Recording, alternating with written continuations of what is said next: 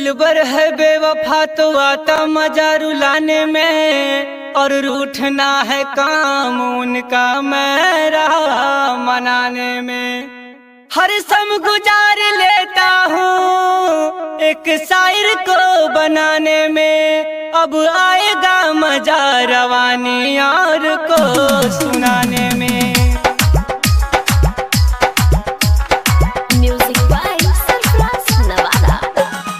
अब तेरे देख तो गोरी अब तेरे देख तो गोरी पटना जंक्शन रेलगाड़ी।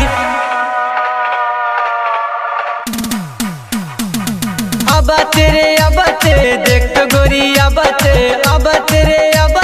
देख तो गोरी पटना जंक्शन रेलगाड़ी। खिड़की किनारे सुनर छोड़ी की सनम रे दिला तोड़ के, पटना जंक्शन रेलगाड़ी। खिड़की किनारे सुनर छोड़ी की सनम रे दिला तोड़ के।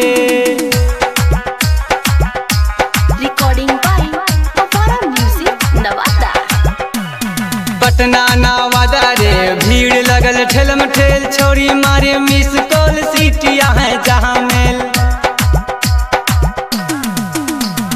पटना नवादा रे भीड़ लगल ठेलम ठेल, छोड़ी मारे मिस कॉल सीटिया है जहाँ मेल। अब तेरे देख तो गोरी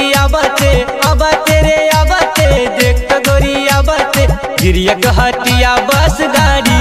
खिड़की किनारे सुनर छोरी की सनम रे दिला तोड़ के, गिरिया हटिया बस गाड़ी। खिड़की किनारे सुनर छोरी की सनम रे दिला तोड़ के।